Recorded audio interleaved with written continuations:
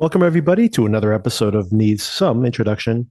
In today's episode, we will be breaking down the eighth episode of The Agency. Two more episodes to go, Sona. And this episode is called The Truth Shall Set You Free. Does the truth set people free here? I mean, there is a lot of truth telling, by the way, and some of the most spy-like activities lead to negative consequences, to say the least, for at least one character. What do you think about the title here for this episode? Well, I didn't think about it while I was watching it, but now that we're discussing it, I'm remembering how when he's in the hospital, they have him hooked up to a polygraph. Mm-hmm. So I guess maybe it's a reference to whatever circumstance he's in right now and his true description of all of the events that have led up to his current situation. Do you have any guess as to who's questioning him right now, by the way? I don't. Do you? There was something in the questioning that made me think it was a Chinese agent. And then immediately after that, we see part of her head for the first time. And she has straight dark hair, which is kind of a stereotype, obviously, but it did reinforce what I was already suspecting. I don't know if there was something in the question that made me think immediately of a Chinese agent, or the fact that the question she asks about, him being really good at getting the correct response on his polygraph. It just basically made it seem like this is not CIA or any friendly agency that, even if they are questioning him for nefarious reasons, it doesn't seem like they are, on his side or even familiar with him. And it didn't seem like it's a Russian agent. So I'm trying to place who it could possibly be. So anyway, that's my guess. And of course, he has overtly exposed himself to these Chinese, what is, speaking of the truth setting you free, what was pretty much covert up until now is no longer covert almost across the board. Yes. Before we get into this all, how are you doing with your cold? How are you recovering? Well, up until yesterday, I sounded like a pack a day smoker. I think now I sound maybe like a quarter pack a day smoker. But the thing that has really shaken me is that for the first time in my life that I know of at this advanced age, I have an ear infection. Oh boy, I hate those. And it's really interesting. The only reason I even thought of it is because I finally returned to the office this week after being away what feels like forever. And I was talking with somebody who works there, and she was telling me how she had a double ear infection. Oof. And I thought, like, oh, so typical of me to hear this story, right? And then I'm like a hypochondriac. I must have an ear infection too, because she had an ear infection. This feeling started on Wednesday. And by Friday, I was like, no, I really do think I feel some strange pressure in my ear. And it is kind of hurting. I do have time to go to urgent care, so let me go. So I went yesterday. The doctor looked in one ear and she said, okay. And then she looked in the other ear and went, oh. Yes, this is infected. I got my antibiotics and hopefully I am on the road to recovery. Oh, I hope so. It's funny. Knock wood, I rarely get any throat or ear infections anymore, but I used to get them so much when I was younger and it was so painful. And miraculously, now that I'm older, I have not had one in quite some time. I definitely think of an ear infection as a little kid Right. illness. So, it hadn't even occurred to me that it could possibly be an issue. I think about it for my kid. He's gotten ear infections Right. before. But yeah, so it's all very disconcerting for me. It's an interesting kickoff to 2025. Hopefully it'll be the rarity that gives you some kind of insurance policy for the future, but we'll see. Yes, now I've had it. And right. Yes, like getting COVID for the first time.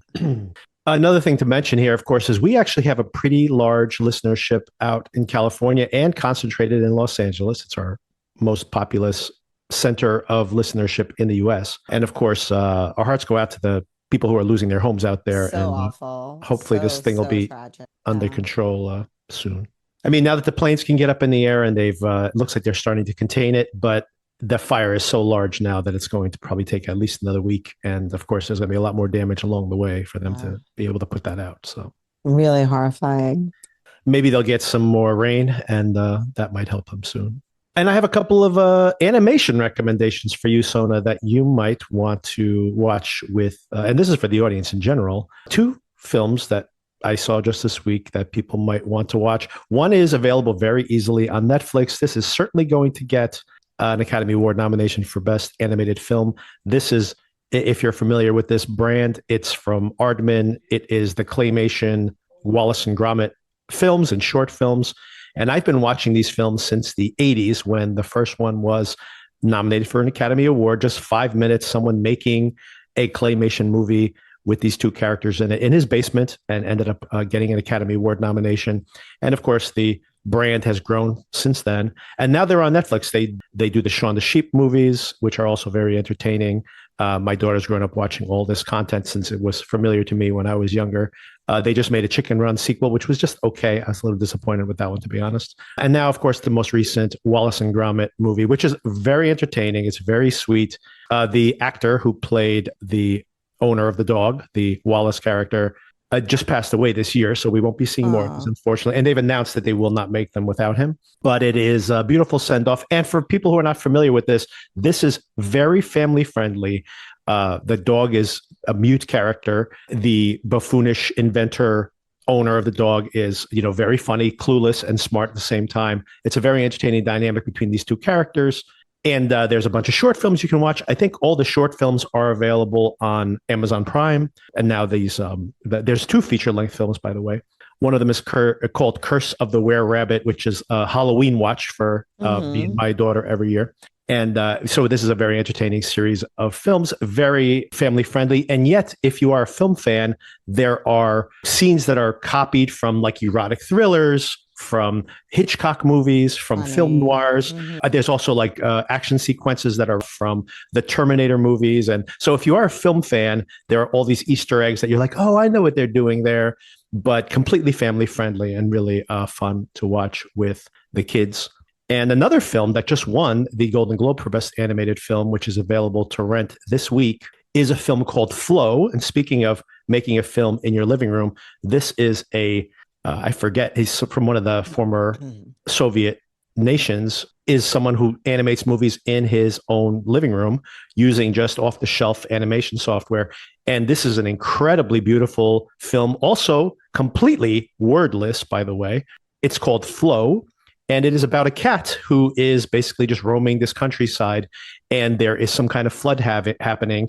And the whole story and the discovery of what is actually happening in this story is completely told from the POV of the cat, and you see just other animals he runs into as the flooding gets worse and worse, and how they have to like solve problems together.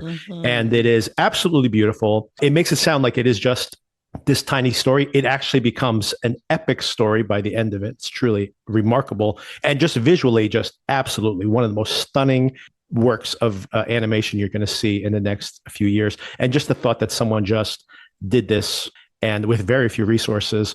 The music also absolutely beautiful. At the Golden Globe, his friend who did the music also went up on stage with him, that broadcast last week. And it's a really beautiful film. And I would not be surprised at all to see this thing win Best Animated Film this year at the Oscars. And it will definitely be nominated. So do check that out. It's called Flow. And once again, you can watch it with your kids. And at the same time, it is very rich and full of really interesting symbolism and complex storytelling through this prism of just following these animals roaming the countryside. It's a truly beautiful film. So do check that out as well.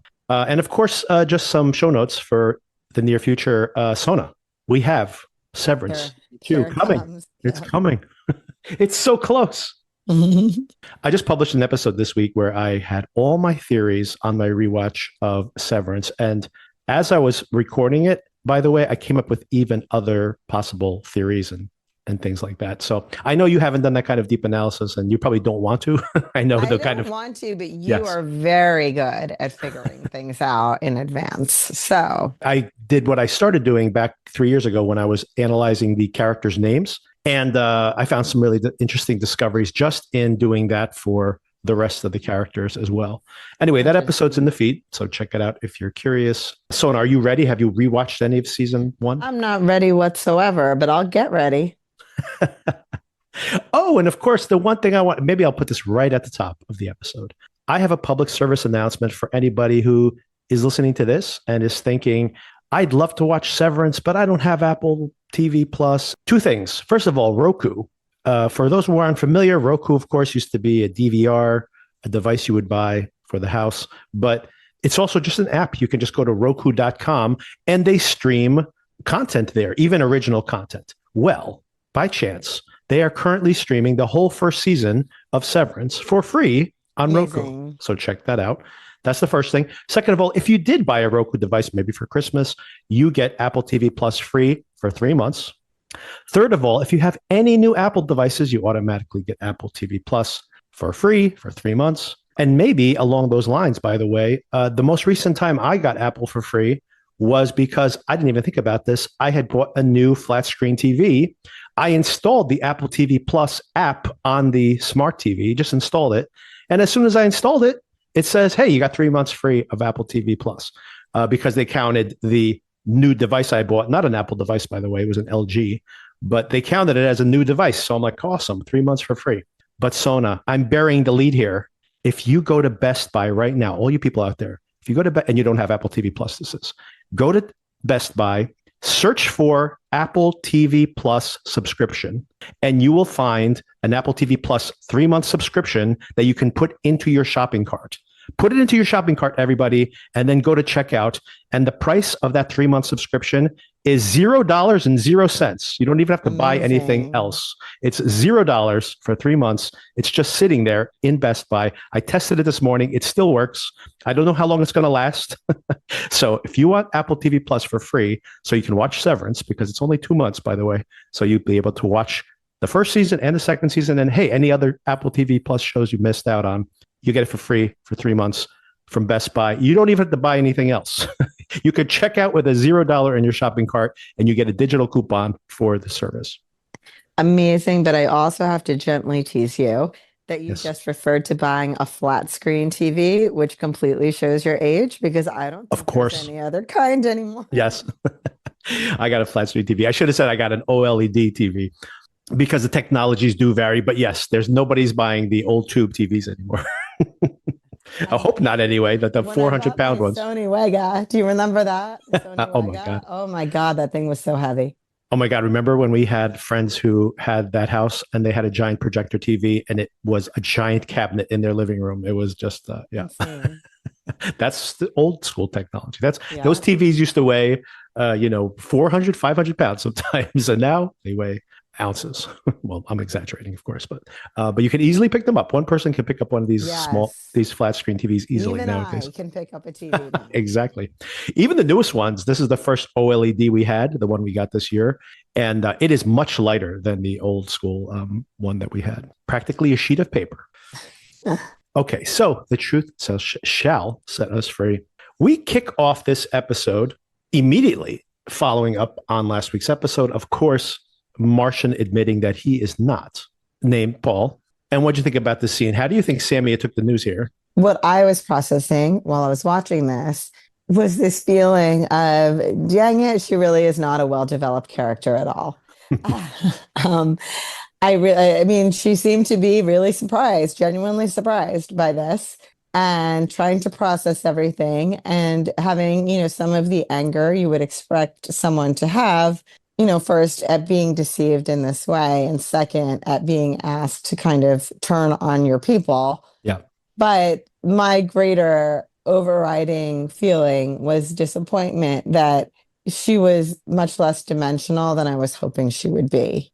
I mean, the one thing I would give the writing credit for here is that she is what is going on, just briefly. And then when she kind of collapses into her chair, at least that's my memory of it, she says, you're a spy. Like, so it's in a way, it kind of represented that she was in denial of something that she kind of always knew. But yeah, the rest of this, all to your point, I think Fassbender's very good in this scene. The way he's like kind of. I thought he was great in this. I mean, I think he's great in the whole show, to be honest. Yeah. But in this episode, especially, I thought he was great. Yeah, when you see his expression change when he's like just shaking his head and being like it's as if the weight of how ridiculous this whole thing has been on him is all coming forward, and almost like the futility of it as she pushes back. Of course, all the things that she's saying, like, I can't just abandon my family. They're still at risk. Like, what are you talking about? And it's as if he's just acknowledging to himself just how futile this whole situation is. I agree that this scene in general doesn't work that well. And the Samia character in general seems like almost like like a plot device more than a character across the board. But at the same time, I think that scene where or that moment where she just says, I don't even know you. And he just says, well, stay and find out who I am, basically, which of course seems, a pathetic thing to say at that moment. But you see him struggling with this, as if I think he really did at some point. I guess everybody has some level of self-denial. Walked in there thinking he could talk her into it and not realizing just how insane it would be to be able to convince her of all this in a moment's conversation. I thought his performance was fantastic in this scene. And I agree that this is, once again, maybe the thing that the show has not sold me on the most. Which is supposed to be, according to the theme song that we can't stand, right, the central conceit of this show, right? Right. Which I will say, they did a lot in this episode about how people blur lines and how that causes difficulty, not just for these two, but for other characters as well. I guess I appreciate that as part of an overarching theme, but as we talked about before, like, I'm just not buying this as this undying love, even as he's explaining to her that he couldn't stay away from her and whatever, like, it just really what I was thinking at the time. He's explaining to her, no, my feelings were real. I couldn't leave you. I thought, like, but why? I have never seen right. why. Mm-hmm. I have never seen a compelling conversation between the two of you where it's clear that you're head over heels in love for each other. I haven't seen it. Even if it were a subplot, would not be that big a deal for me. But as kind of what's supposed to be driving so much of this, that's where the problem is for me.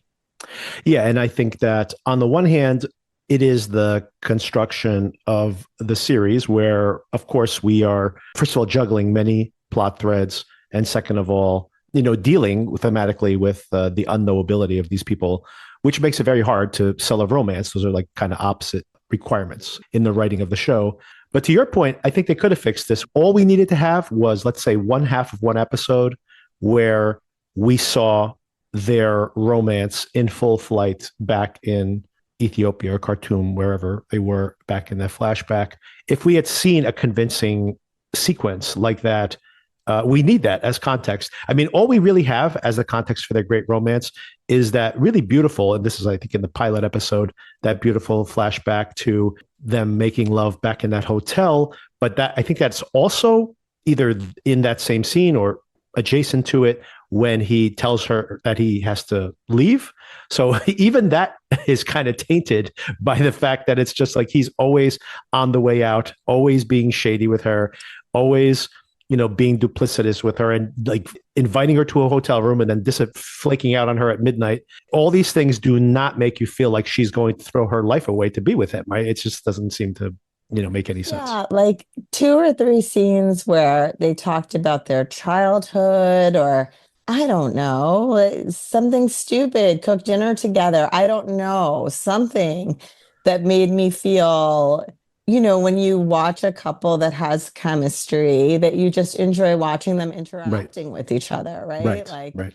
They just, for whatever reason, didn't provide that, which is just so strange when that's supposed to be what's driving so much of the story here. And another problem, I think, is that they are both characters that are so hard and so hard to read intentionally. Yeah. They have these walls up with each other because they don't trust each other. And of course, have it in all their interactions with everybody else, because Martian is never with his guard down, even with his coworkers, even with people who know his actual biography. He's still being duplicitous constantly. And of course, Samia, similarly, when she's with him, she doesn't know if she can trust him. In this conference room, she's constantly worried about her own well-being. And this is only getting worse as the show progresses, obviously, culminating in this very episode. So all of that is especially making it very hard to get reads on them. And most importantly, to what you were just saying, when they're together, we don't see them be vulnerable with each other, right? If they could have some kind of, when they're together, they have this moment of respite there, that's like this island where they can be vulnerable in this world where they can never be vulnerable. There would be something that would see like, well, of course they are drawn to each other. It's the only time they can let their guards down. But when they're with each other, this is kind of circling back to the critiques I've had of previous episodes. When they're alone together, have their fists up, their hackles up, whatever you want to describe it as. They're constantly wary of each other. So it's like, I don't understand. Like, it's just more of the same, right? It's not an alternative to it. And once again, you could have that now, like they are trying to negotiate this new world that they're in London. If we saw that back in the past, like you said, just one moment where maybe Martian has a fake biography and she asks him some question and you see him give her an actual answer, reveal something actually personal about himself. And you could see at least that he had found that in her, right? But we don't see any of that. Like, we really don't see that. We just are supposed to take it at face value that they were madly in love with each other, despite the fact that there is no evidence of this at all. It almost makes it feel like that her read of this, that, when she talks to Osman about it later, that she feels like, oh, I was a mark. He was targeting me the whole time. Somehow he knew this, like I would be in this circumstance here in London ahead of time. Like this was all a play. I can understand her having that read because she must feel like I can't trust a word this guy's ever said to me, right? And that does not feel like someone who you loved like deeply in the past. Right. And I think that's kind of why I could have gone with it if she had her suspicions all along. If she was like a more shady character herself who had a lot to hide. Any of those things, at least I think, could have balanced it a little bit for me. This, I'm kind of like, oh, it really was what it seemed to be on the surface, more or less. And then it's like I didn't even have a way to make an excuse for her, kind of. Yeah. Another nitpick I'll have about this episode, by the way, is how loudly they are arguing in that room. He even like tries to overturn that chair. And I'm like, isn't Osman like right outside the door? I didn't notice it at the time, maybe because I was just paying such close attention to what was happening. It's a good point, though. She may have the skill level to be a spy, though, because when she's back in the car with Osman, she's able to shift gears. Right. Although you can read on her face that she's pretty troubled. This maybe in some ways parallels some of what happens to Danny as well later on, where she is not really, doesn't have a great poker face. Naomi calls her out on that. Yeah, well, and I mean, this is kind of what I was thinking about when I was saying earlier, it is a theme throughout the episode of just, where do you draw those lines? Because once you start feeling any kind of real human emotion for somebody, then you can't objectively treat them like a target anymore. And I mean, Martian has that issue here as well. Yeah. And I mean, that's spelled out. It's not like that was some nuance. I mean, it's literally said. So.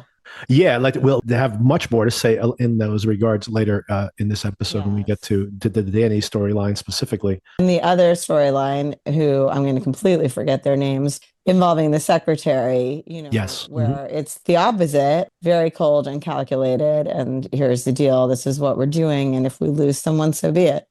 Yeah, and it's interesting thematically. That's kind of something that I like about the show is that they definitely have a theme in the episode that they're exploring. So in this regard, does the truth set you free? And we see the positive consequences, negative consequences of being upfront about things. But also what's interesting to your point broadly, I think this is a theme of the series in general. This character, Blair, that you mentioned, which I did want to call out that I don't think we've mentioned her barely at all in the entirety of the show, although she's been in every single episode and actually been doing really good work. She's always just been like a tertiary character up until now. So I like to see her be a little more in the foreground. And I have a feeling that maybe even more. So this actress is Ambreen Razia. And as you mentioned, she's in Belarus. She happens to go visit this secretary who just got introduced last week and didn't last very long on the series, Sylvia, who is Volchek, what's his name? I think Volchek. General Volchek's secretary. And they think, oh, here's somebody who could potentially be an asset, and really throw her under the bus for a number of reasons. Because, I mean, I have a couple of theories here that I think are even more troubling than that. First of all, like you mentioned, Blair actually has to go and get debriefed because, long story short, things go terribly wrong for this secretary. They recruit her pretty much against her will. And of course, Volchek is ahead of the game and sets up this whole test for her. I also have some kind of situation going on here.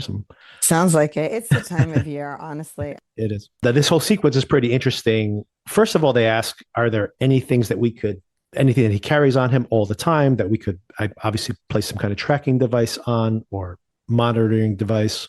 And they decide the boots are the best option. And let's save that for a moment, because I think boots are a terrible option.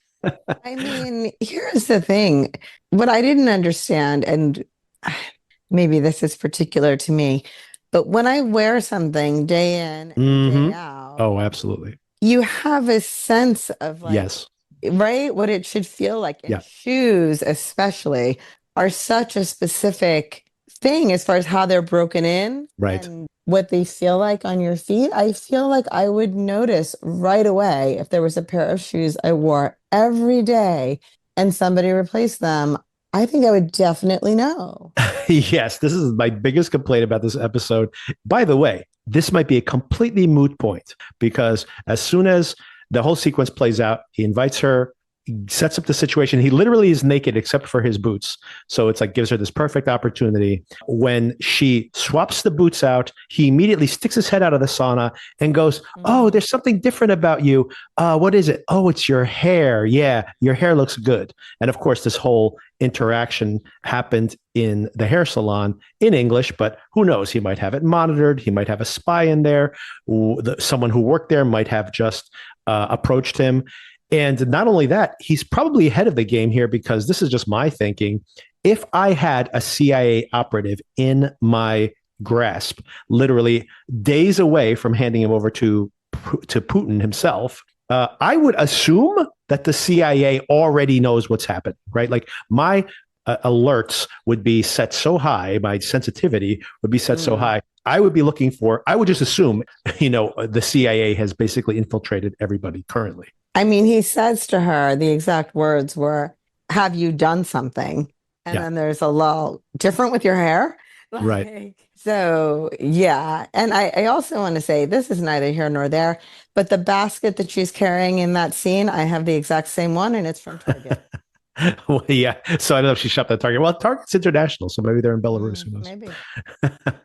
The more pertinently is the fact that I think that you're like, let me just get you back on message, please. Away from the Target basket. Once I start talking about Target, that's it. 20 minutes on Target. I knew. I was just trying to rein you in before you got full head of steam ahead of you. This is obviously a test. He may have even known the content of that conversation, but regardless. So I think he's ahead of her, way ahead of her, and this is all a test. So this may have all been a moot point, period. Regardless of a boot point, right? It might have been completely, it wouldn't have mattered even if it was a pair of glasses or whatever. He would have already been ahead of her. So this might not have mattered. But let's go back to, once again, of all the things. I literally was thinking about the time when we were at a party together at a friend's apartment, and I put on, we've all done this before, everybody leaves their shoes at the door, and I put on the wrong pair of shoes, right? My brown boots looked like someone else's brown boots. And I didn't even have to put both feet in. As soon as I put my first foot in, I'm like, this isn't my shoe. You know what your shoe feels like. This is like a terrible, terrible idea for multiple reasons. But yes. Well, but going back to your point of how there is a certain cold calculation here, you see that Blair is then being debriefed by Dr. Blake. I have a much more cynical read of this. This is all part of the CIA's operation, that they don't care if Volchek knows that they're onto him, because they want to force him to move Coyote. And then they have some plan. And if that's the case, then that is, and maybe I'm being overly cynical in that read, but if that does turn out to be the case, that means that basically the CIA itself is manipulating their agents in the same way that those agents are manipulating these assets in the field, where the CIA is telling Blair she's going to manage this new asset when they really don't care if that asset ends up dead. They really have like a broader intention. And the reason I make that connection is because we almost see Naomi say that explicitly to Danny later in the episode. So anyway, very, very bad news for Sylvia, obviously. I mean, very grim for Sylvia. Yeah. Poor thing. Another weird aspect to the storyline, by the way, is I find it interesting to see Henry and Bosco's multiple interactions here, where they are suddenly really fixated on whether they can get Samia to become an asset and find out what's happening inside that room. Because on the one hand, obviously, this is a really important piece of information, maybe the most important thing that's happening in the context of this whole entire show, even more so than the coyote thing, which is really just symbolically, hey, we caught a CIA agent. And if you wanted to, the US could just be like, he's not even an agent. He's just some drunk guy from Russia. So there are ways they can handle that may not be so derogatory. This whole negotiation of whether China ends up controlling the Red Sea is obviously something that has maybe potentially much more high stake geopolitical outcomes or consequences. So this is potentially the most important thing that's happening. But I like the fact that they're acting like this is absolutely important. We have to get in the room when they didn't even know about this an episode ago. And now all of a sudden it's like their number one priority. Not that it isn't the number one priority, but just the fact that like, so you mean like if by chance Martian had not said anything to you last week, you would not even be aware that this is happening. And now it's so important to you. There is a comment at some point, I can't remember the context of who makes it, about how the Chinese are always one step ahead. Right. The Americans. So I guess it follows that theme. That definitely is what they try to project, right? They have this annual meeting in China that they talk about how they meet and they plan for the next 100 years, which on the one hand is obviously, I think, the way that, I mean, culturally, that 100-year window is something that the Chinese talk about, like kind of having that long-term view. And they're always strategizing for the future. But I also think it's kind of like a mythology they build about their planning in a way to weaponize that, to make these economic enemies more wary of them. Because, I mean, look at what's happening with the Chinese economy right now as it's struggling and, you know, honestly, in a really, really bad spot currently. So it's like, what happened to that 100-year plan? You guys kind of missed the ball in the last 5 years. I'm not sure what, you know, they have not recovered from the pandemic, for example. And they have these cities that they've built, you know, with that will house millions of people that are completely falling apart because there's nobody living in these ghost cities. So it's like, I don't know. Like, I think maybe the 100-year plan is a little overstated, but it is definitely what they, you know, how they present themselves.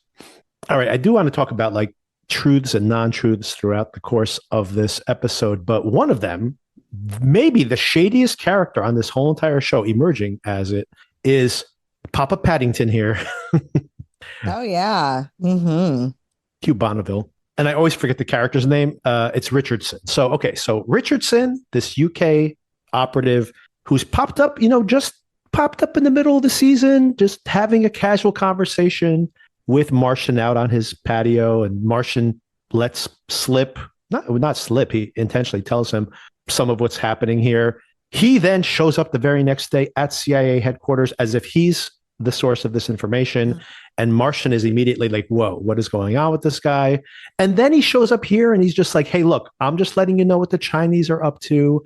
And I'm not involved with this. This is on you. Like British intelligence has given up on the Middle East a long time ago. What does he say? I'm only here to blow on your dice, which is like, you know, good luck with your next roll of the dice. I'm not here to roll the dice. I'm just here to blow on them and wish you good luck. That's what he says. But surprise, surprise, by the end of this episode, who is the leak to the Chinese?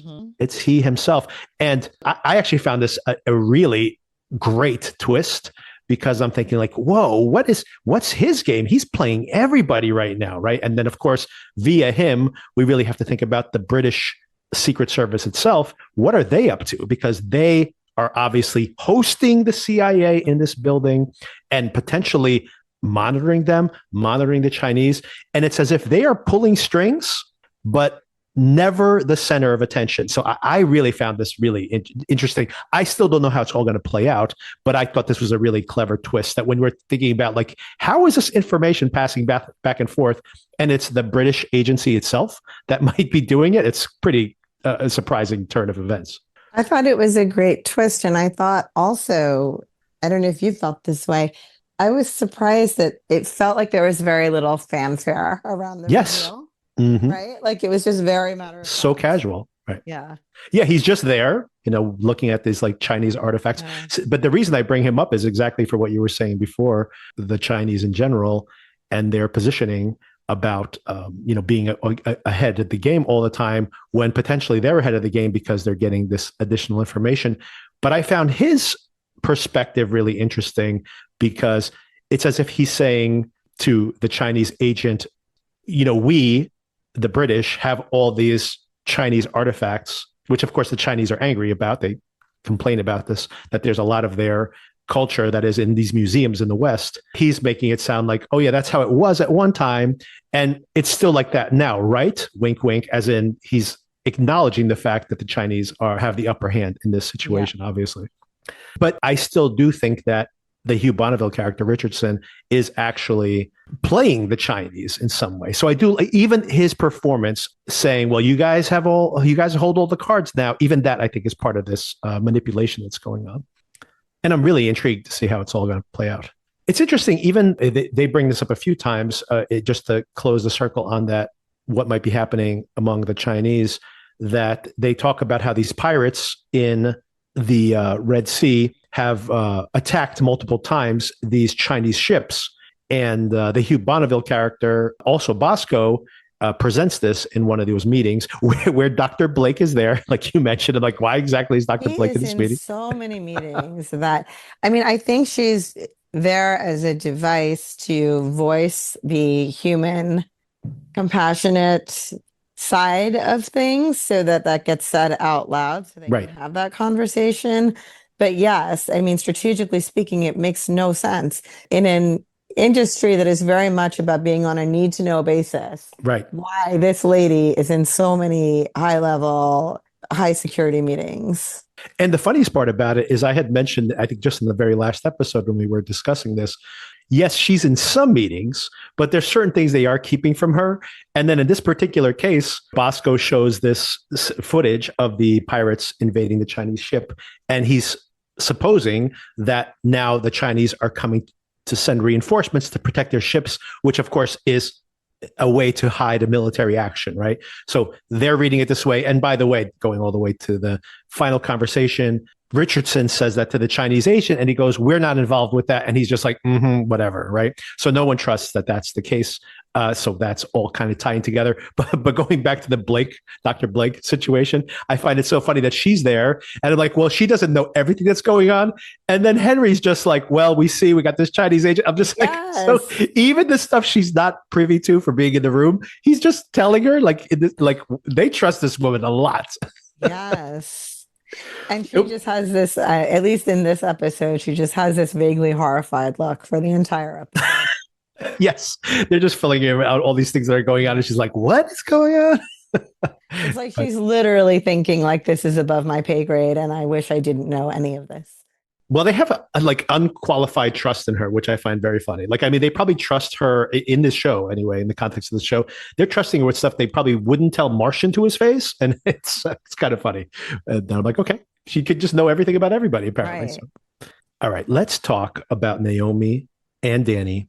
We'll get, you know what? We'll talk about Sammy and Osman because that is great. Actually, all those scenes between the two of them are very strong, but let's save that for a little bit later.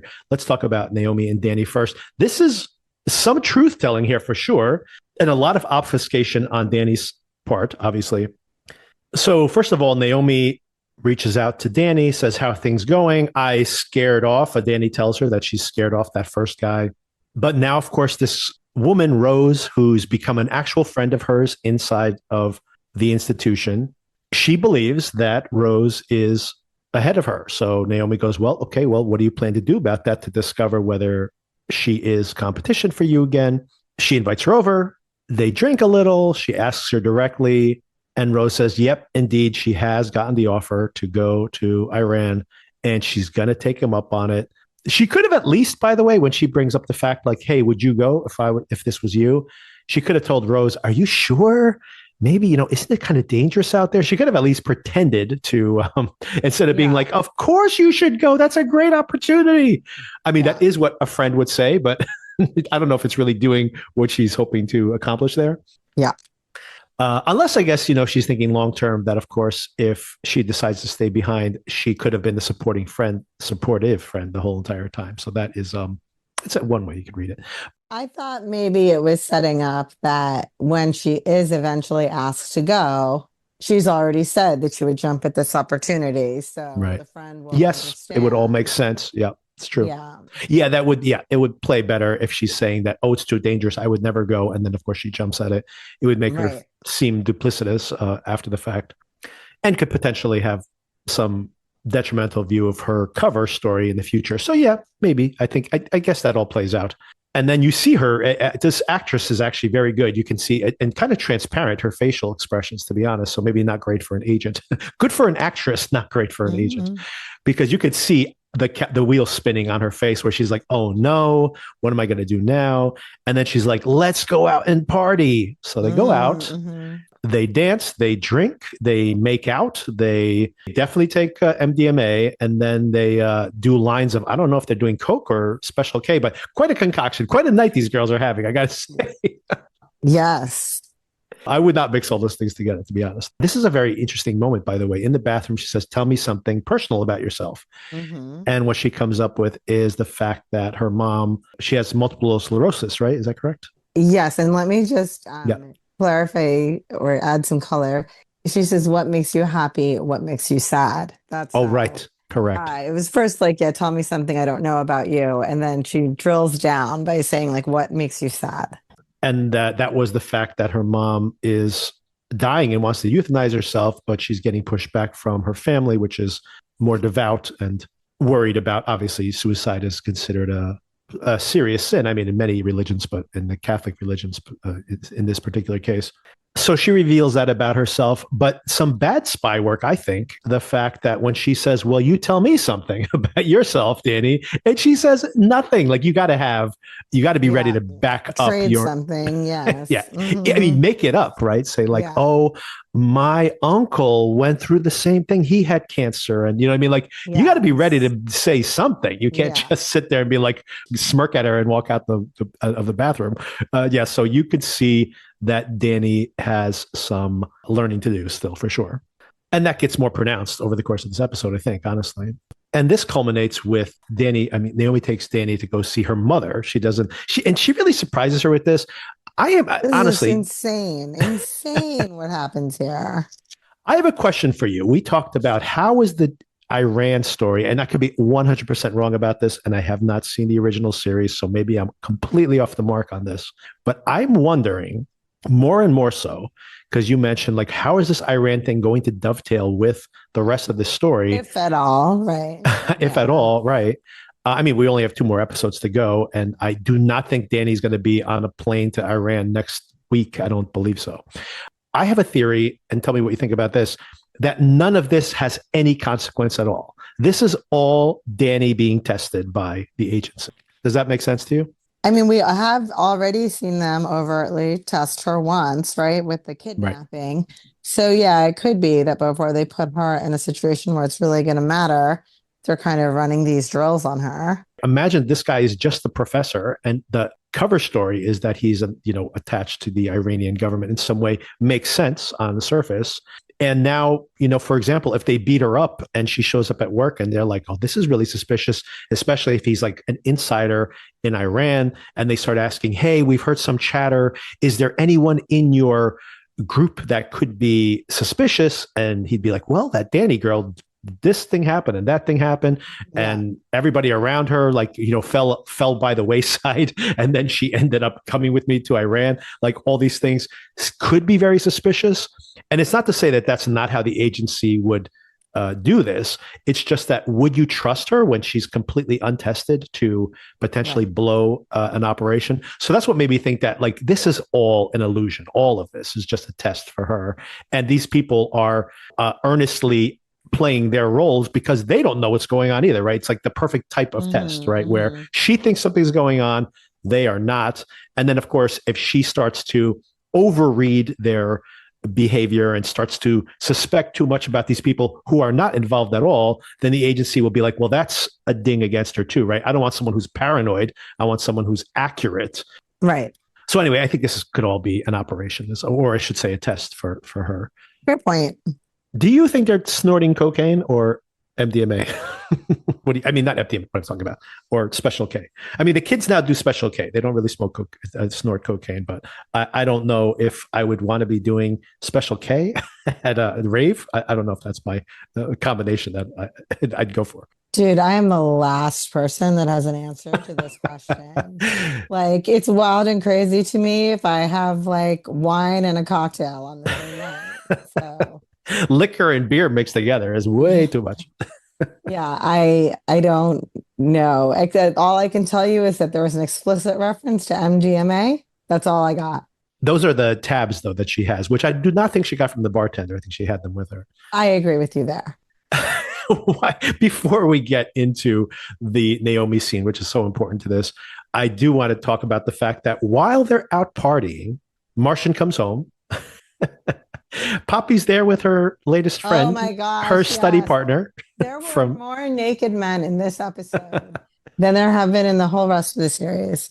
Oh, I was trying to think who else, but yes, because Volchek, right, is naked as well. Yeah, dude, I mean, I understand where, I'm trying to make this scene make sense to me, and Poppy obviously just had a close encounter with some nefarious agents last week, so I can imagine her being like, "Oh my God, there's someone in the house. My dad's not home." She could overreact to be like, "Can you go check it out?" That I can totally buy. The fact that, like, if I think I might be getting into an altercation with somebody, that I wouldn't even just put my boxer shorts on is an absolutely insane action. And that she let him walk out that way is the craziest thing of all. And just his socks. He did put his socks on. Very good point. Why did he have his socks on? I assume the socks were on the entire. Just stayed on. Yes, exactly. Yes. Yeah. Cold feet. We don't know how warm that apartment is. There's no curtains anywhere. Yeah, you know what? There was something that happened in this episode, and I can't remember what it is, but I have not spent much time in the UK myself, but something that happened in this episode made me feel like if I were in the UK, I would feel cold a lot of the time. Well, that's what I've heard. Yeah. Well, that's what I've heard in general. Rainy London weather. Yeah. Of course, this, but like my family's from Portugal, and even when the weather's still pretty cold, like even May, where the water would seem way too cold for sunbathing or to going to the beach, the British love to vacation in the south, even when the temperature, to us would seem too cold. Right. Because, for them, that's kind of as good as it gets during the peak of the summer months. Mm-hmm. so they'll take it, anyway, I think that is like a stereotype, but pretty accurate. It's basically like Seattle weather, right? Where Seattle has these absolutely beautiful summers, but, it is a very rainy, but at least not very cold temperature the rest of the time. Anyway, back to this scene. It's pretty funny. This kid tries to shake his hand. I'm definitely not shaking your hand, buddy. He takes it in stride, though. All around, I think he had a good reaction. This is an interesting dynamic. I really like this whole interaction between him and Poppy, especially afterwards. All of it I thought was so good because, yes, Martian is way too laid back in a lot of ways versus the stereotypical reaction that you would see in a show with this dad. But I think to myself, first of all, he's a spy. It's not like he's going to be like shocked by a lot of this behavior. Second of all, he's pretty estranged from his daughter. I think the last thing he wants to be is to have disappeared for 6 years and just starting to build a relationship with her and suddenly start getting all judgmental about her. Exactly. So I think all of this played out perfectly for me. And he even teases her, right, about what happened to the other guy. It was cute. Exactly. I thought you were dating. Yeah. And he's like, is this a real guy? Like, is it for real? Do I have to get to know him, or is this just a passing thing? Very strangely, by the way, he tells her that he's proud of her. He's proud of her. I mean, he said he's proud of her because he thinks that she's turning into a cool adult, not a little girl anymore. So that's actually kind of sweet that he can have that long-term perspective. But she reads it as like, I'm proud of you for having sex with this guy. And she's just like, not what I want to be thinking about. Yes. My dad is proud of me while I'm having sex. Very good. Very good point, right? Like, you don't really want to be thinking about your parents. There shouldn't be any intersection of those worlds. Exactly. Ever. Exactly. Yeah. Yeah, and once again, these two actors have great chemistry with each other. Michael Fassbender, when he laughs at her reaction, seems to be like an actual laughing in the moment. It's really perfect casting. The chemistry between him and his love interest, not as Not so compelling. much. Yes. I know. Unfortunate. Let's jump to Samia, and then we go back to Danny again, because that's kind of the sequence in the episode as well.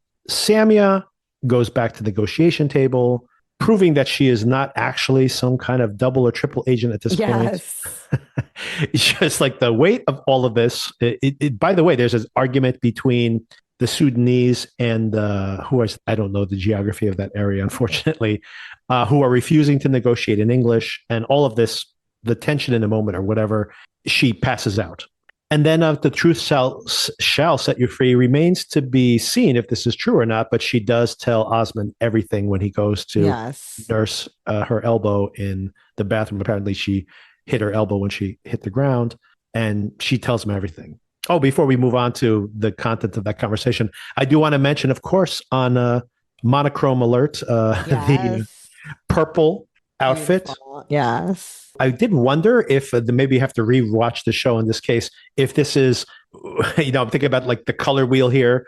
She was red, I think, at the beginning of the series, and now we're in purple. So maybe we're working our way towards the end of the rainbow here with their relationship as well. So maybe this is the last we'll see of her. Interesting. It remains to be seen. But I was thinking along the way, I'm like, we have seen her in blue, we've seen her in orange, we've seen her in yellow, right? We've seen her, and now here she is in purple, right? So maybe that was just her plan every day of, although I don't think this whole thing happened in 7 days, but I did like the scene, by the way. I did like the way this was shot. This is a different director than last week.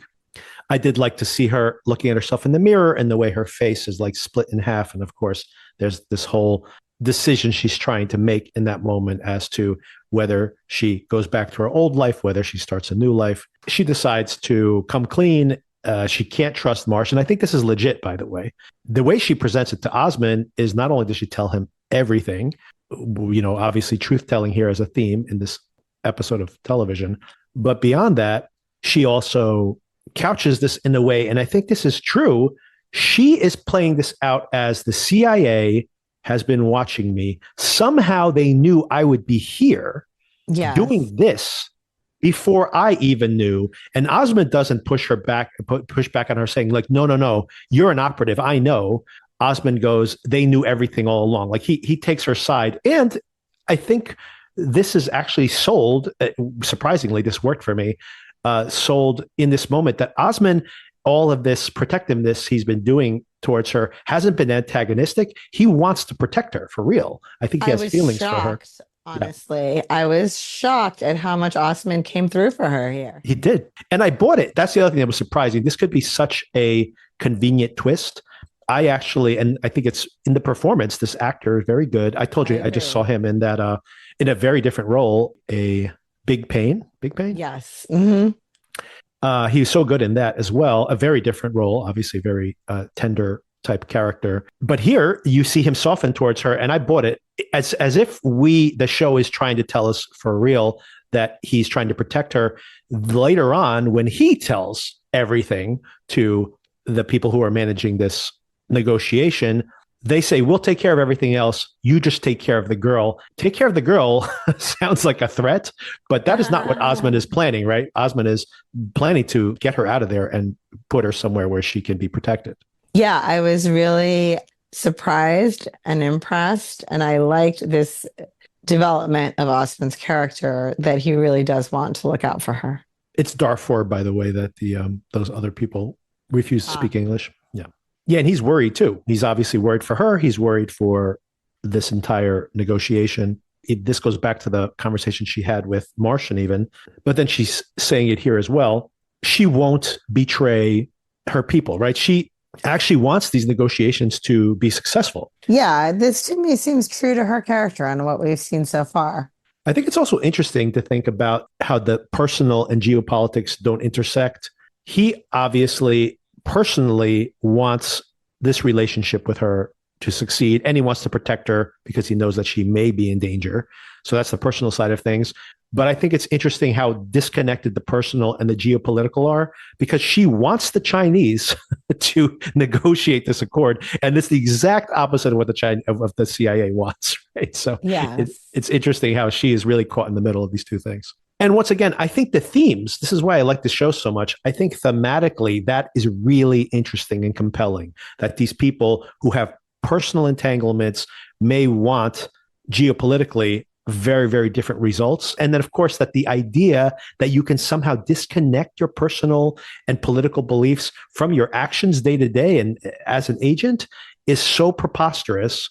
And I think the show gets that so right. So I forgive it some of the missteps it makes, which honestly, I think from at a character level, most of these characters work really well. I agree. Even the performance of Samia when she is trapped and she's trying to get out of her circumstance and she's making her case when she's angry and she's trying to extricate herself from a situation. I actually buy those individual character beats. I just don't see it, like going back to that discussion we had at the top of this episode, the Martian Samia relationship. I just don't see it. No, I agree. I know I was very critical of it and I stand by that, but it doesn't mean that I'm not enjoying this show and enjoying the characters and enjoying the storylines.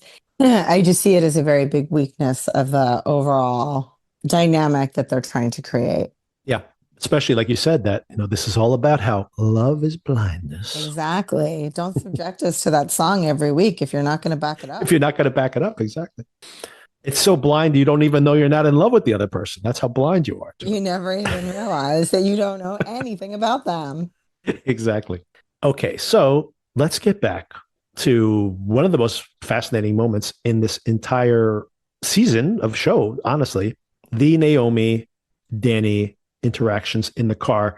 And I think this is so interesting because it says something about the themes of the show, obviously, but it says something that is exemplifying something about Naomi, for example, how she is teaching Danny one thing when I'm not sure she is actually complying with that herself, which I think happens over and over again in this show as well, right? Like Martian was the first trainer for Danny, and there's so much bad parenting basically going on here, right? Where do as I say, not as I do, basically. Yeah. This is what you're supposed to be doing. Even if I don't do that, even if I know you're not doing that, it's all of that is really fascinating. But they show up at Rose's mother's house, and Naomi really throws her under the bus. She's just like, I'm not even giving you context to what I'm going to do here. I'm going to hand it off to you at some point, and you just have to, once again, go into the idea that if this was really mission critical, is this how you would handle this? I think this is a test. Definitely, it's a test, regardless of what else is going on here. And it turns out, we're here not to just get some more personal information on Rose. We're actually here to offer a trip, like to fund her euthanization, right? Yes. Then, hey, would you please close the deal for us? And she hands it off to Danny. And I like the way that Danny, when Danny's looking at the mom, but Rose's picture is in the background, yes, it actually focuses on the photograph over her shoulder rather than on the mother herself. So that's what she's thinking about, like how she's betraying this friend of hers. And, now Danny's thinking for real, like, we're actually killing this person. This person may want this, but at the same time, they are literally paying to kill somebody for this mission. Yes. And that's the conversation that occurs in the car as well, when Danny obviously bristles at this. Naomi, of course, calls her out that you did a terrible job. If we were in front of Volchek or something, you would have given yourself away in seconds. But of course, this is just some kindly old lady that is suspecting nothing at all. And you still did an absolutely terrible job. I mean, she did not set her up for success, right? So absolutely not. Yeah. It felt a little bit unnecessary to criticize her at that level, because I was thinking we didn't really see the conversation. But it seems like the type of thing that you maybe would have done a couple of Google searches on if you knew you were going to have to be presenting some plan to bring somebody to another country for euthanasia. Right. So I don't know how well she winged it or didn't, but I wouldn't be surprised if you blew it in that situation. Naomi, I think, is dealing with her own. Right. We didn't talk about this yet. I'm not sure if you were going to touch on it, but, that one tech guy has outed Martian as Mhm. asking about Samia at a date that was earlier. Then Martian is admitting that he met Samia. And so she's trying to wrap her head around what's going on with Martian and what it means and her feelings about it. And so I'm sure that's translating into other areas of her life as well. Yeah, specifically in that conversation, Naomi is teaching her this philosophy that there are two circles. This is where I say that thematically this is really broad. Saying it's telling even of Naomi herself. She says there's two circles, the friend circle, and then you have enemies. So that's all you have. So anybody who's outside of that inner circle is an enemy. So Rose is not her friend. Rose is an enemy. Like viewing your actual assets even and presenting to them. Think about the duplicity of this, which of course is what's being investigated in this whole entire series. Presenting to someone, like for example, being a handler to someone and saying, I'm handling this person, I'm compassionate towards them, but that is all a ruse because they are actually your enemy. Therefore, you can do anything you want to these people. They're disposable in a large sort of way. And I don't think it's a mistake that we go directly from this scene to the outcome for Sylvia eventually, right? Because she, of course, is this collateral damage. And honestly, no one ever took her well-being into any of these calculations. No, not at all. I mean, maybe Blair did a little bit just because she sees her as a bystander, and feels personally culpable for her bad outcome. But that is a pretty cursory involvement with someone you've just met, obviously. Once again, really interesting to consider the fact that they're not like, we need to protect these assets. If they're not part of the game, they are an enemy, and they are an enemy of the state. And she explicitly says it, right? Saying Rose is an enemy. Rose's mother is an enemy. So of course, how do you approach your enemies? You don't have to show them any kind of compassion. Mm-hmm. But of course, that's the irony of this whole entire thing. We know that Naomi's too close. She is personally offended when she discovers in this episode that Martian has lied to her, offended by his unprofessional behavior, almost protecting him and his relationship with Samia, even though we know that she has personal feelings towards him, right? So she, once again, it's like this bad parenting style of do as I say, not as I do, where she's expecting the child to, the agent in this case, obviously, but their mentee to behave at a level that they will not achieve themselves. And I think that's, once again, the commentary here that none of these people are actually following their own rules. And that's how this thing is all operating. Right. Of course, when we get to the very end of the episode, we're going to talk about Sylvia's outcome, although we've kind of teased it already. But before then, we have that whole sequence we already touched on where the British agent Richardson meets up with this Chinese agent in this museum in London, which I'm not familiar with, but apparently has a wing of Chinese artifacts. He has chosen this place for them to meet and uses it as a little lesson to this younger agent about the history of the interactions between the British Empire, the ancient British Empire, and its dominance over China, which ended, they still controlled Hong Kong, right, until not that long ago. So all of this is changing very much so in the current moment. And speaking of how the truth shall set you free, I find it very interesting that he is obviously being nefarious here, still working behind the scenes, and yet makes this proposal to the Chinese agent that, hey, if you have something to trade, you can go directly to the Americans. All the cards have been kind of let out on the table here. It's interesting that there is still manipulation happening even as these things are being put out in the open. Yeah, and then there's that scene you mentioned already. Naomi goes to speak to this analyst who had done the Samia background check and asks him the date. What date was it? It was the day before they supposedly met in person. Naomi, of course, immediately knows what's going on, grabs the phone out of his hand. I think that's very interesting to talk to Martian directly and says, we need to meet right now. Goes up to his office. Rather than him acknowledging what she's saying, and he tries to say, oh, no, maybe I got the date wrong. I guess the analysts got the date wrong, whatever. She's just like, I'm not buying this for a second. She knows exactly what's going on. And he just shuts her down by saying, I have seen you already. Get out of my office. Yes. Which I'm not sure that's the right way to handle that. But then at the same time, I don't think she would have bought any other pitch. I didn't mention this all the way at the beginning of this episode, but they had made the approach to Samia, of course. And she's like, I'm absolutely out. But he said, give it 24 hours and consider it again. Yeah. She had called in to say, I'm ready to make the meet within that 24-hour period. They go back to the university. Bosco's there. Henry's there. Martian is all there waiting for Samia to show up. Mm-hmm. But of course, it's not Samia. It's this Chinese agent.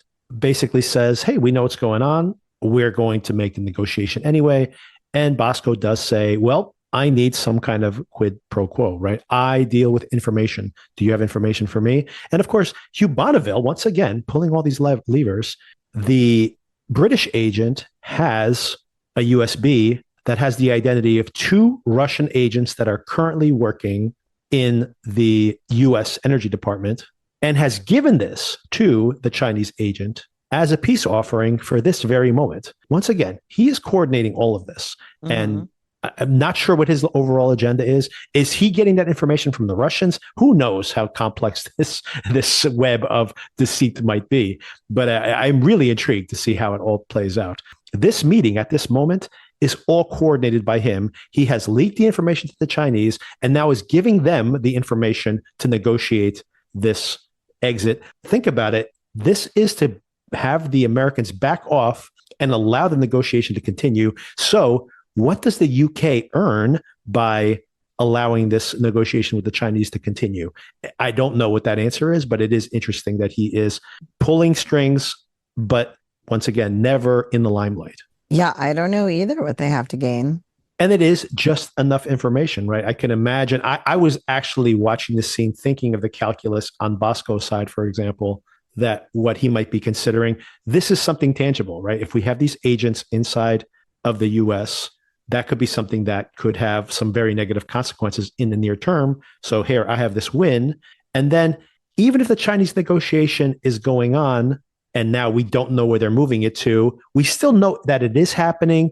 How much value would there be in having somebody in the room right now, right? This is all kind of blown. So this is a pretty good win for them. Once again, from a chess perspective, nobody made a big move, but no one actually lost ground either. So it's kind of like, okay, I'll take this. It's a good middle ground to be in at this point from a political perspective. Of course, there's a moment where we see Martian's face, a Fassbender, who of course is very concerned because he was hoping to reunite with Samia. And we do get a reunion here. And maybe the only time I see tenderness between these two characters in this exit at the end of the episode. There were a lot of great close-up shots of his face when they were meeting with the Chinese guy, where you could really see a lot of emotions playing across his face. I thought it was really well done. I've said this before. I think the difference between a TV actor and a movie actor is that a movie actor needs to be someone who you can project their face at like 40 feet tall, and you can find their compelling, like when they're not talking, their faces are compelling to look at. They don't have to be beautiful. They have to be compelling, right? And I think that is what makes an actor versus a TV actor where, you have 5 people on the screen at the same time and you're delivering a punchline or something. It's a very different style of acting. And what I thought about as I was watching this show when it began was that other than him looking tough and acting cool, I thought his performance was a little one note. And I feel like it's as if he's been, reining himself in, because I had the same impression that you had here, where multiple times just seeing his face, just seeing how the scene is playing out and how he's receiving the information was really, really potent. And it's as if we've not seen the real Martian. And now we're seeing that there is a sensitive aspect to himself that is shielded by all this armor, but that we're seeing it bleed through, and that maybe that he is conflicted, to say the least, or at least emotionally damaged by all of this, but we're seeing it seep through in some ways. And I thought this was really good. I think restraining as much as he has, maybe negative for us buying into this romance, going back to that point again. Yes, maybe But so. but here in the moment, really well done to see him yearning for that reunion with Samia and not getting it, obviously, and also just concerned with what's going to happen to her next. Yes. Because if he can't walk, she's not in London and he doesn't know where she's going, then that's obviously a big problem for him. And even though we've already touched on it a few times, I do want to talk about the amount of time they spend on, poor Sylvia. This whole sequence is really heartbreaking. It's so awful. And all of it, right? He tells her she's going to get a raise and he's just playing with her. You really get to see Volchek as a really cruel person here, right? He doesn't just kill her anonymously. Like he literally could just have someone come behind and shoot her in the back of the head, saying she's going to get a raise and making her put the shoes on. And it's all of this is brutal. And he ties them tighter. Oh, these shoes are a little loose. Going back to your point of like, you idiot, how'd you think I was not going to know that the shoes were different? By the way, not her job to know that, but the boots were a stupid idea. Although, like I said, I am pretty sure even in the way that he teases her here, he knew everything. He knew where she made the approach. It brings up the hair salon again, right? So I think he had presumed that she could be a access point, was monitoring her, probably not just her, monitoring anybody who could potentially get in his way, I think. And then, of course, him literally walking out naked, except for his boots, out to the sauna. He didn't put slippers on. He wore his work boots. It was as if he was just saying, like, I'm going to make this as easy as possible for you to see if you take the bait. And then she did. And now she's an enemy now, right? Just going back to the whole conversation with Naomi. So he's just like, okay, you're garbage to me. And of course, poor Sylvia, who not an agent in any way, although she has been watching Volchek kill people in front of her face. But you know what? Everybody's got to get a job somewhere, and he probably gets paid very well. Maybe this is chickens coming home to roost for her, but still very sad that she's way over her head.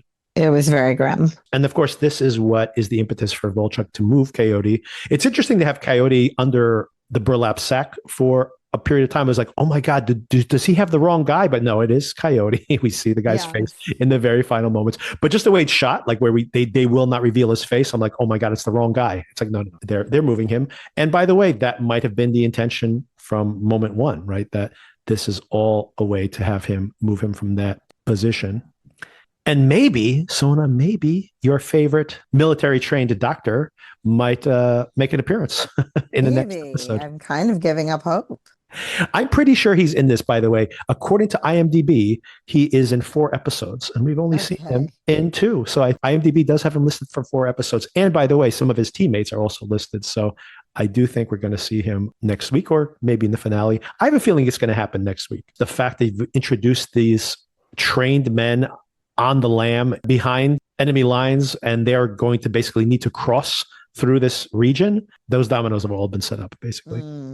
And of course, 2 more key scenes here towards the end of the episode. One is the fight between Martian and this Chinese agent. What did you think about this sequence? I'm not one for fight scenes to begin with. So to me, it probably was not as engaging as it would be for other people, but it was interesting to see the different directions the knife took. Yes. And stuff like that. Sure, I'll watch. I felt both ways at the same time, where one, I thought it was a well choreographed fight scene. And then I also felt like it was inconsequential. Martian is not going to die. Exactly. He can't murder this agent. Like it would be, even though he's, they're both saying that I could kill you right now. There won't be any consequences. Maybe not for the Chinese agent, but there's no way that Martian could kill this guy in this garage and everyone's going to be cool with it. Definitely not the Chinese government. That's for sure. So I don't think he wants to create an international incident in that moment. You could read that he killed the guy at the end of the scene, but I'm sure he just knocked him out. There would be big stakes if that was the case. There is still the mystery. Of course, we see more and more of it, that he is being questioned. Something catastrophic has happened. He's bruised up. He's in a hospital gown, and he's being questioned by some kind of agent, whether it is British agent, U.S. agent, Chinese agent, or has he followed Samia somewhere and he's somewhere else? I have a feeling he's still in London and something terrible has happened. When you think about all the shady actions he's having and things that he's still kept hidden up until this point, he's caught up in it. in some way. We'll know soon enough. There's only 2 more episodes left. And of course, Samia is leaving the country.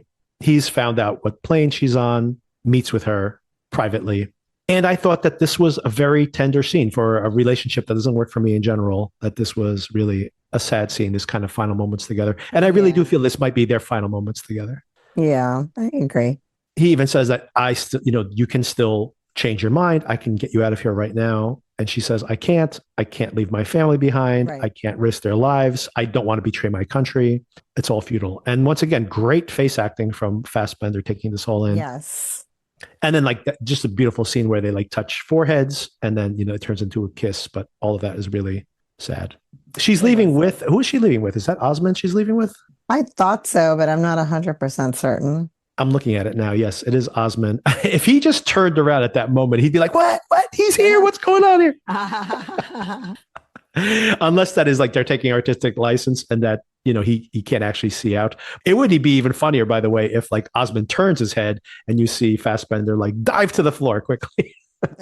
He's just standing there. Yeah, and that's where the episode ends. I know you don't love to speculate, but do you think that this storyline, the romance between him and her, will be wrapped up in this first season of the show? I think so. That's the sense I have. What do you think? I do too. I think, and once again, have not seen. And I hope so. Let me add, yes. I hope so. Yes. Yeah.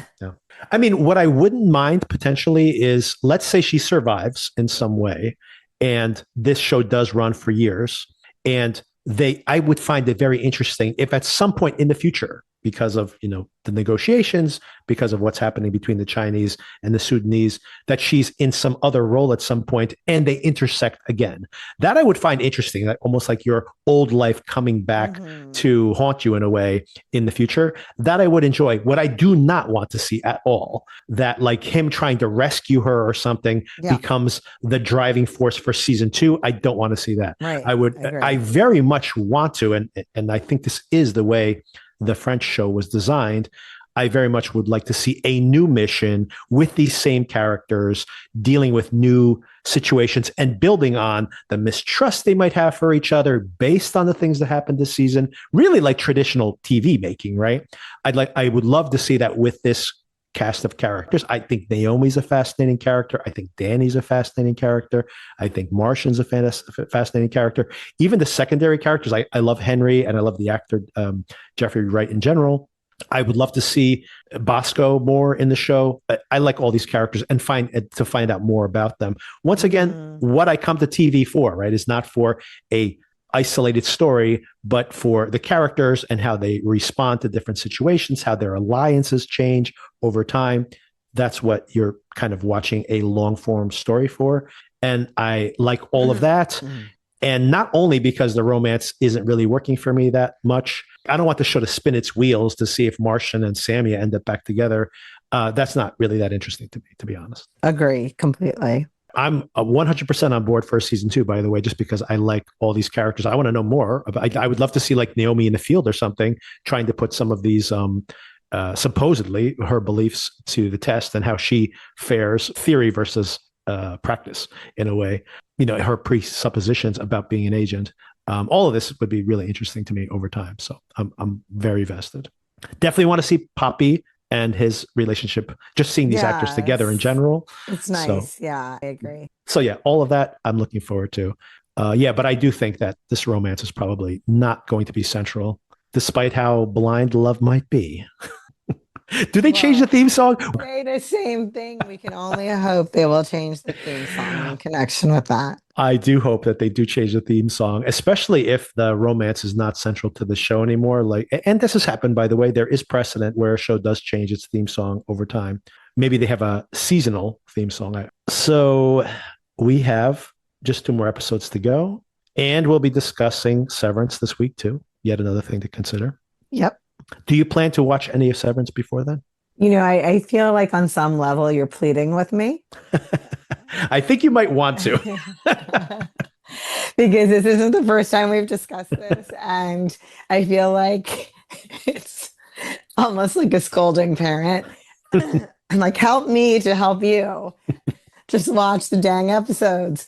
So I will see what I can do. No promises. What I would pitch to you, if you have the time for a binge, if you want to watch it with your husband, for example, this was a very different experience of the show.